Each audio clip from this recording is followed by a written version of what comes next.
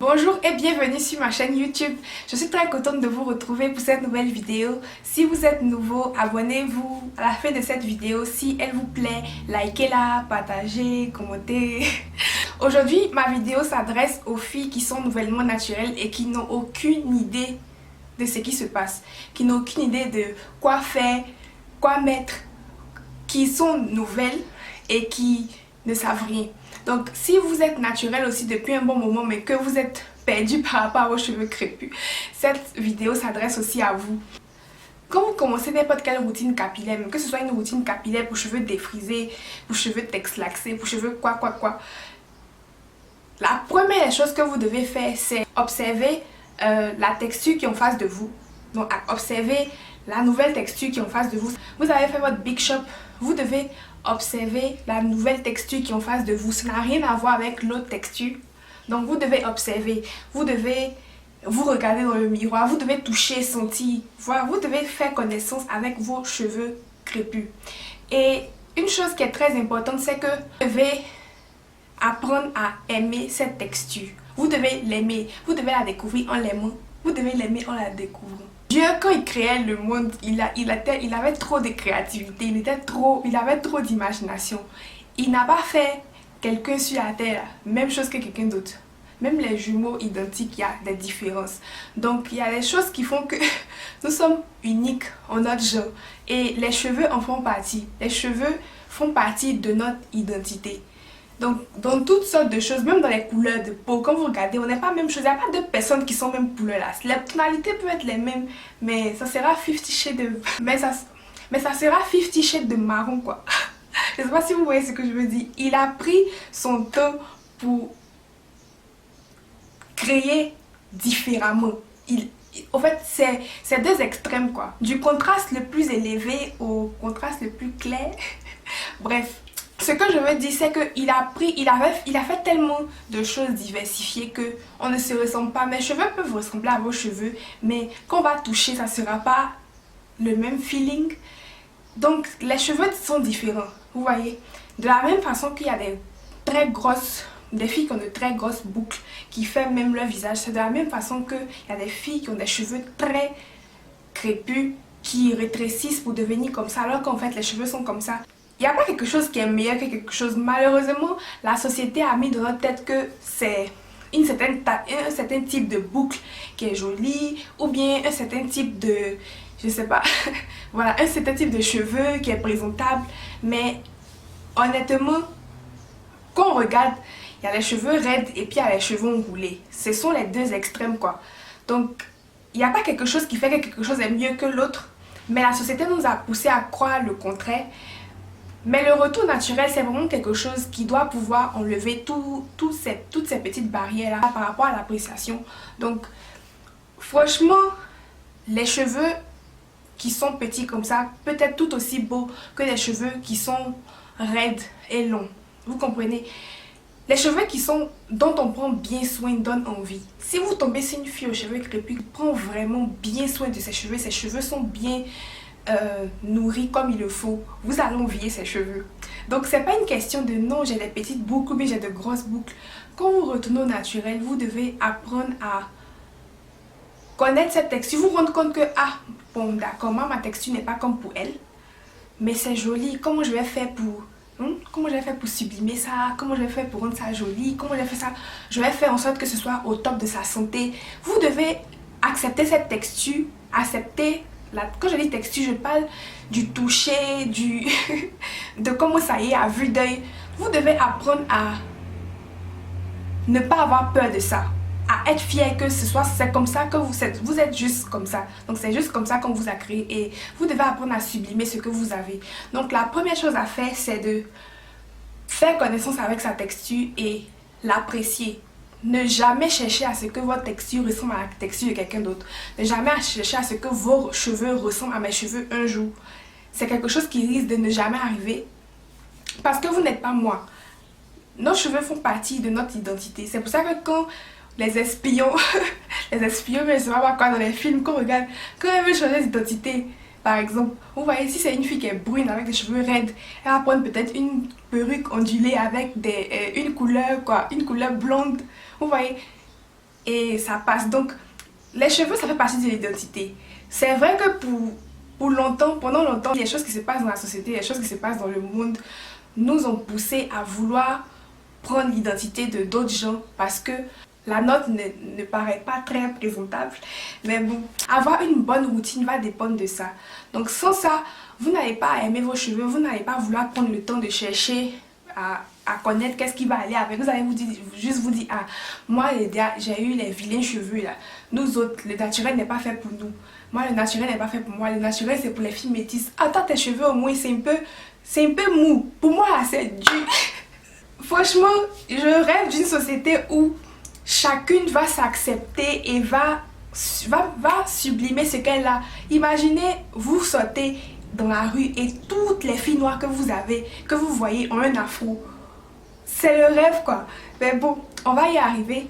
Il doit y avoir cet amour là pour que vous ayez envie d'en prendre soin. Donc la première étape, c'est de faire connaissance avec sa texture, avec ce qu'on a. Accepter ça, ne pas vouloir comparer ça pour quelqu'un, se dire que c'est ce qu'on a et que c'est ce avec quoi on sera. Aimer ça, ça commence par là. Et ensuite, il faut vous documenter. Donc documenter c'est quoi? Aller sur les blogs, aller sur les chaînes YouTube, regarder ce qui se passe. On n'a pas dit de copier forcément ce que les gens font, mais regardez ce qui se passe. Vous allez remarquer déjà que beaucoup de filles naturelles n'utilisent plus les petits peignes.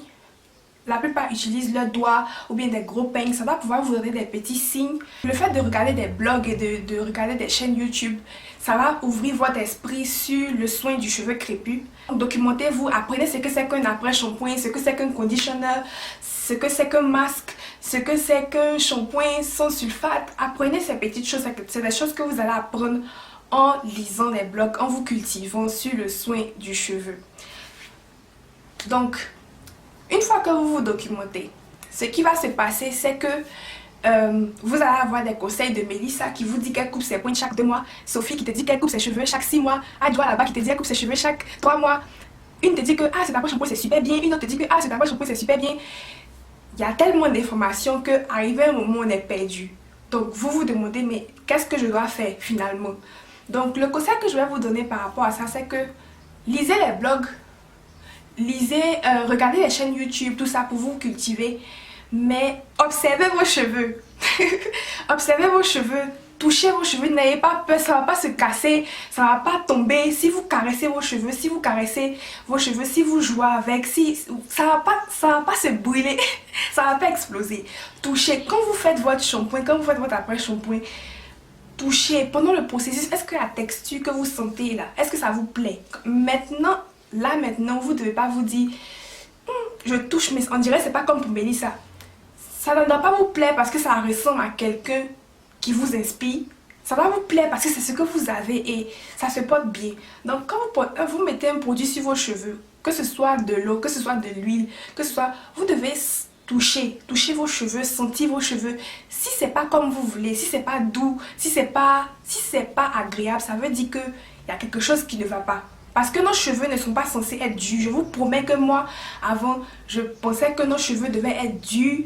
Nos cheveux étaient durs et que, quel que soit le niveau de soin qu'on prend, ça ne va jamais vraiment être souple.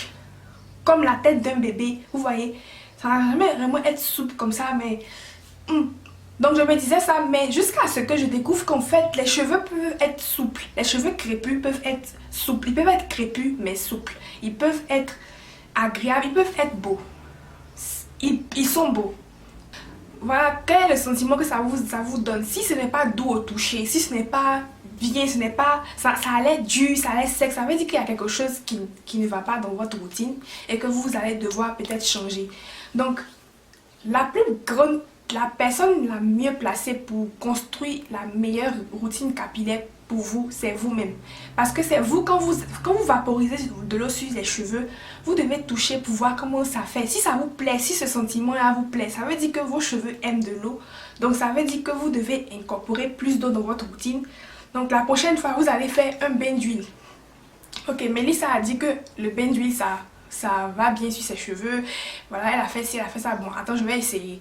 Partez, vous essayez. Si le résultat ne vous plaît pas, ça ne veut pas dire que vos cheveux sont mauvais ou que mes cheveux sont mieux que vous ou bien que je vous ai menti ou bien quoi. Ça veut dire que nos cheveux sont différents et que ce qui marche avec moi ne marche pas forcément avec vous. Donc vous devez essayer autre chose.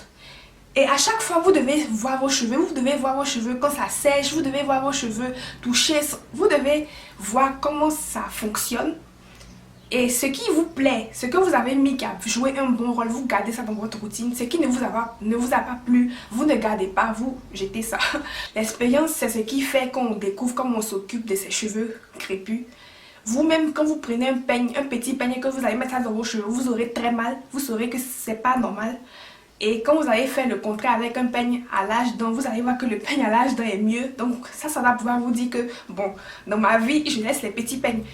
C'est comme ça qu'on fait connaissance avec ses cheveux, c'est comme ça qu'on se construit une routine.